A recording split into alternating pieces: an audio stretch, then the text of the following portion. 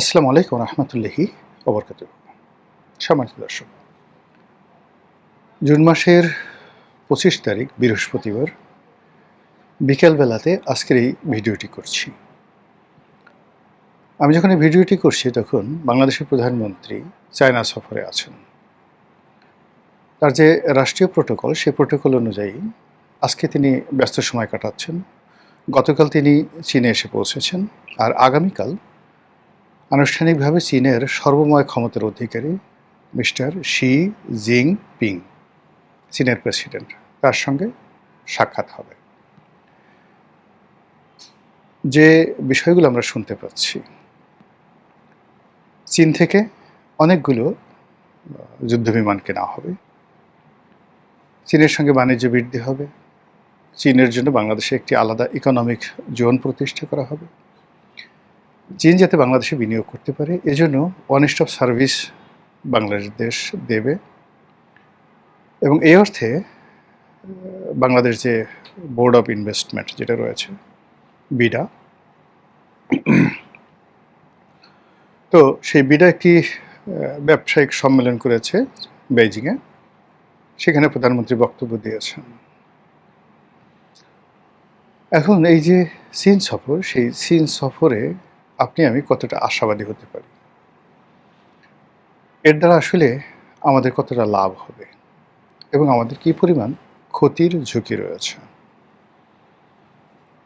যদি চীনে তার উপস্থিতি থেকে শুরু করে আজকের এই দিন পর্যন্ত, মানে আমার একটু ভুল হতে পারে এবং আমি চাই যে আমার প্রেডিকশন ভুল হোক, কিন্তু তারপরও বলছি, তিনি যেভাবে মালয়েশিয়াতে আদৃত হলেন, সমাদৃত হলেন, সম্মানিত হলেন এবং মালয়েশিয়ার প্রধানমন্ত্রীকে যেভাবে বিমোহিত করলেন, এটি যদি মালয়েশিয়ার অভিনয় না হয়, অথবা এই যে মালয়েশিয়া তার সঙ্গে যা কিছু করেছে এটা যদি চীনের পরামর্শে মালয়েশিয়া সে কাজটি না করে থাকে, তাহলে মালয়েশিয়ার পার্টি আপাতত স্থগিত রাখেন।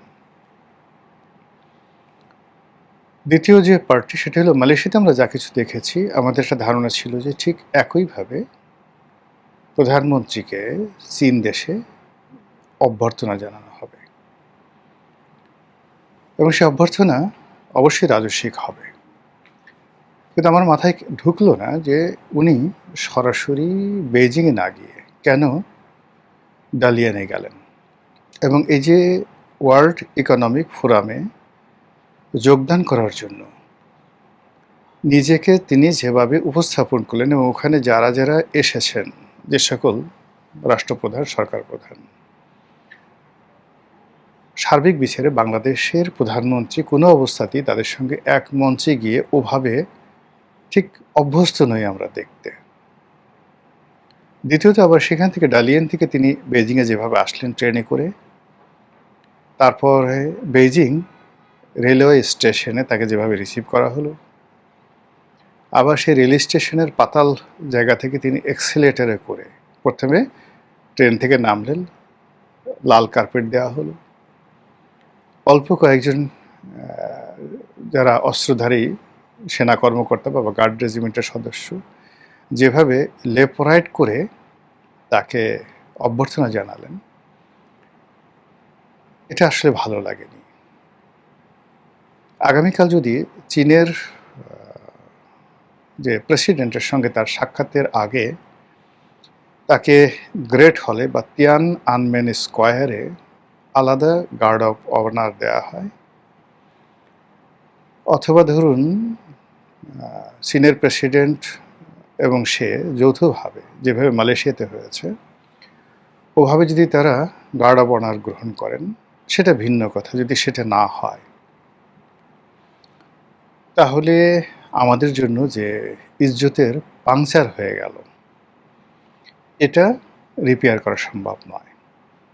এই জন্য আগের দিনে আমি বলছি যে আগামীকাল রাষ্ট্রপতির সঙ্গে প্রধানমন্ত্রীর যে সাক্ষাৎ, সেই সাক্ষাৎটি যেন অসম্ভব জাঁকজমকপূর্ণ হয়, প্রার্থনা করছি। আমি জানি না প্রোটোকলে কী আছে। কিন্তু সেটা যদি না হয় যে ঠিক আছে উনি ওনার হোটেল থেকে বা রাষ্ট্রীয় উনি যেটাতে আছেন এখন রাষ্ট্রীয় অতিথি ভবন আছেন, সেই রাষ্ট্রীয় অতিথি ভবন থেকে যদি তাকে সেই মোটর শোভাযাত্রা সহকারে গার্ড অফ অনার দিয়ে তারপরে প্রেসিডেন্টের সঙ্গে বৈঠকের ব্যবস্থা করা হয়, এটা হবে এক ধরনের রাষ্ট্রাচার। আর যদি সরাসরি তিনি বৈঠক রুমে ঢুকেন এবং সেই বৈঠকের ছবি আমরা দেখলাম না, যেভাবে সর্বশেষ বৈঠক শেখ হাসিনার সঙ্গে হয়েছে, জাস্ট হালকা একটু ছবি আমরা দেখেছি, তাহলে আমাদের কপালে অনেক দুর্ভোগ আছে। আওয়ামী লীগ দাঁত ভেংসি মারবে, দিল্লি পাত্তা পেয়ে যাবে, আমেরিকা এবং ইউরোপীয় রাষ্ট্রশক্তি তারা সরকার থেকে মুখ ফিরিয়ে নেবে এবং সরকারকে খুব চিপ মনে করবে, এবং বাংলাদেশে ফিরে আসার সঙ্গে সঙ্গে সরকার বিরোধী যে সকল শক্তি চীনের মদদে আছে, জামাত এনসিপি থেকে শুরু করে অন্য যে সকল দলগুলো, তার মধ্যে অন্য যে সকল দক্ষিণপন্থী সংগঠনগুলো এই মুহূর্তে খুব মাথা নাড়াচাড়া করছে সাদা পতাকা নিয়ে। প্রধানমন্ত্রী ফেরার আগেই আপনি দেখবেন যে প্রধানমন্ত্রীর আগামীকালের সম্মানটি যদি মালয়েশিয়ার মতো হয় তাহলে এক ধরনের ফলাফল হবে, আর যদি একেবারে কোনো রকম ফর্মালিটি ছাড়া, মানে ওই যে তাকে যেভাবে ডালিয়ানে রিসিভ করা হয়েছে, যেভাবে বেজিংয়ে রিসিভ করা হয়েছে, তদ্রূপ রাষ্ট্রপতির সঙ্গে তার যে বৈঠক, সেই বৈঠকে যদি ঠিক ওইভাবে তাকে রিসিভ করা হয় তাহলে বিএনপির কপালে দুর্ভোগ আছে। এখন আমি যেটি বলতে চাই সেটি হলো, আপনি যদি সবার বন্ধু হন, ইট মিনস আপনি আসলে কারো বন্ধু নন। চীন মানে কি বলবো, প্রথম দিন থেকেই একেবারে শেখ হাসিনার সঙ্গে যেভাবে সম্পর্ক রেখেছে, বিএনপির সঙ্গে একইভাবে সম্পর্ক রেখেছে, জামাতের সঙ্গে ছাত্র শিবির, ছাত্রদল, ছাত্রলীগ, যুবলীগ, সবার সঙ্গে তাদের সম্পর্ক, এমনকি হেফাজত, চরমোনাই, তাদের সবার সাথে চীন সম্পর্ক রক্ষা করে। শাহজালাল মাজারের যে খাদেম থেকে শুরু করে শাহপরান মাজারের খাদেম,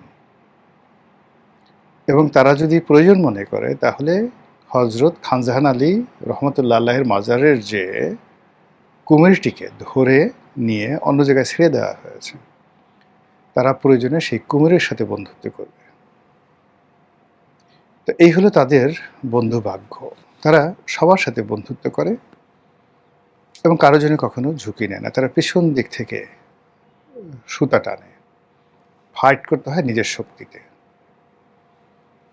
যখন তাদের সবচেয়ে ঘনিষ্ঠ মিত্র এই পাক ভারত উপমহাদেশে, সেটা হলো মহেন্দ্র রাজাপাকসে। মহেন্দ্র রাজাপাকসে যখন পড়ে গেল বা পতন হলো, চীন এগিয়ে আসেনি তাকে উদ্ধার করতে। শেখ হাসিনা তাদের খুবই ঘনিষ্ঠ বন্ধু ছিলেন। তিনটি যে নির্বাচন, যেটি নিয়ে আমরা আন্দোলন লড়াই সংগ্রাম করেছি, তিনটি নির্বাচনের মদতদাতা, প্রথম অ্যাক্রেডিটেশন দেওয়া এবং একটা কর্তৃত্ববাদী শাসন বাংলাদেশে প্রতিষ্ঠিত হচ্ছে অনেকটা চীনা কমিউনিস্ট পার্টির কর্তৃত্বের মতো, এবং শেখ হাসিনার ক্ষমতা ক্রমশ মিস্টার শি জিনপিংয়ের মতো হচ্ছিল। এটা চীন ওয়েলকাম জানাচ্ছিল। কিন্তু সেই শেখ হাসিনা যখন বিপদ এলো, চীনের চোখ উল্টাতে একটা মিনিট লাগেনি। আরও যদি স্পষ্ট করে বলতে হয় যে শেষবার যখন শেখ হাসিনা তার কাছে বা তাদের কাছে গেল, ঠিক সেই সময় তাকে যদি ওইভাবে খালি হাতে ফিরিয়ে দেওয়া না হতো, তাহলে এই যে তার যে অবদমিত মন, তার যে ফ্রাস্ট্রেশন, সেই ফ্রাস্ট্রেশনের কারণে সে সংবাদ সম্মেলনে বেফাস কথা বলল।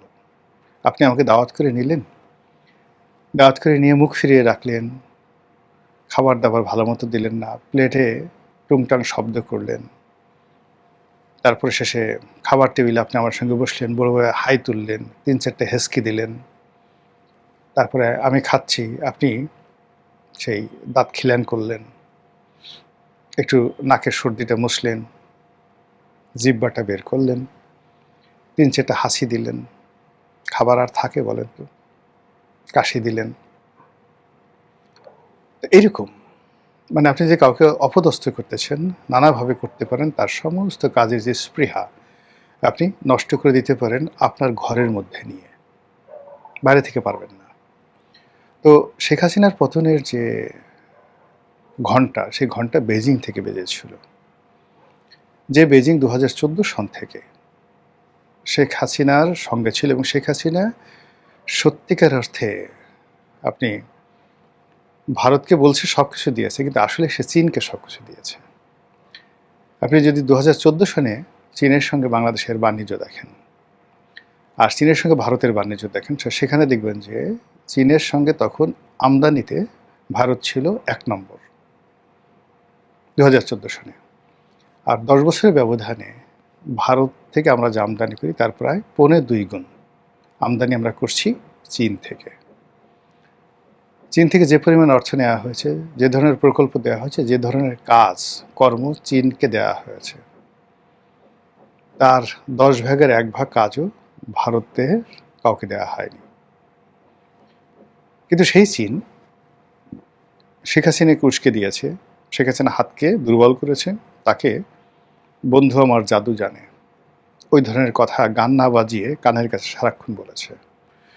আর তাদের সেই প্রলোভনে পড়ে শেখ হাসিনা প্রায়ই উড়াল দেওয়ার চেষ্টা করেছেন, প্রায়ই দিল্লিকে অস্বীকার করার চেষ্টা করেছেন, প্রায়ই আমেরিকা, এই যে আমেরিকার সঙ্গে সে যে ব্যবহারটা করেছেন শেখ হাসিনা, পুরোটাই চীনের উপর ভরসা করে। তো মানে ওই যে হিন্দিতে একটা কথা আছে, আখি আছে গুলিয়ে মারো। মানে চোখ আপনি যদি পিটপিট করেন, কারো দিকে তাকেন, চোখ মারেন, কথা বলছেন, পেছন থেকে ধরেন একজন অর্ধেক অর্ধেক প্রেম চলছে একজনের সাথে, এসে অনেক সুন্দরী একটা মেয়ে হঠাৎ করে আপনাকে একটা চোখ টিপ মারল, আপনি বর্তমান প্রেমটা ছেড়ে দিয়ে তার দিকে আসলেন, এসে যাওয়ার পর সে আপনাকে গালের উপর চটাং করে একটা থাপ্পড় দিয়ে বসলো।